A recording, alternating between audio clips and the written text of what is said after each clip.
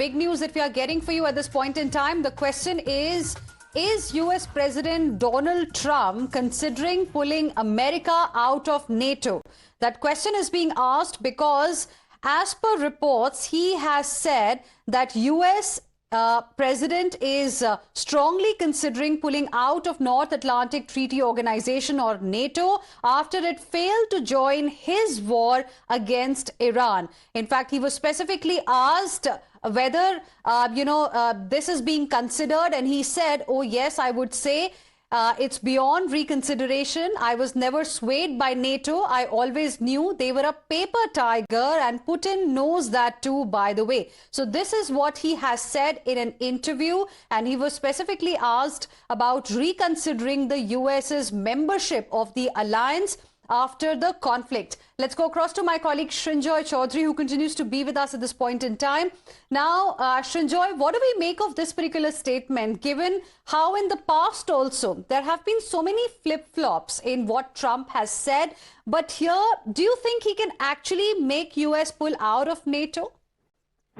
Well, since 1949, when NATO actually began, and this was against the Soviet Union, a military treaty, no president of the United States has ever made a statement like this. Now, first of all, this is something that Donald Trump has said, and very often President Trump has, of course, changed his mind. He's known to be unpredictable, but he is unhappy with NATO. About that, there is no doubt. And if there is no America in NATO, what is NATO? The Europeans are realizing that this is something possible. As a very senior European leader had said, that the security of Europe should not depend on the swing voters of Pennsylvania and Michigan, which is why steps are being taken by Europe. This effort to get to 4% of defense spending on GDP by many countries, particularly the ones in Eastern Europe, Poland, the Baltic states, and so on. And also the fact that France and Germany are talking about sharing France's nuclear weapons. Now, this is almost unprecedented, but the French and Germans are very close, and it's entirely possible that this can actually happen, that the French and Germans, who were serious enemies between 1870 and 1945, are in a position to share the French nuclear arsenal. So France and Germany and the rest of Europe, the rest of the European parts of NATO, NATO also consists of Iceland and Canada, but all these countries are realized that America under Trump may not be a reliable ally, and therefore they're working towards European security.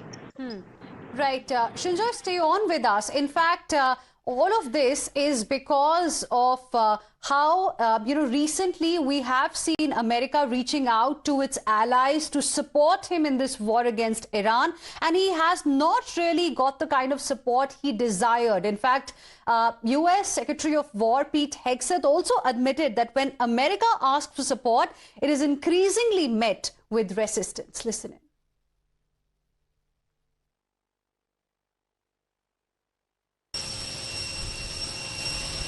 And as far as NATO is concerned, that's a decision that will be left to the president. But I'll just say a lot has been laid bare.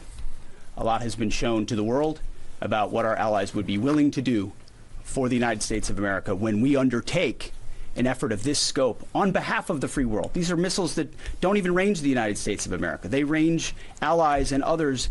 And yet when we ask for additional assistance or simple access basing overflight, we get questions or roadblocks or hesitations. Let's go back to Srinjoy, who continues to be with us at this point in time.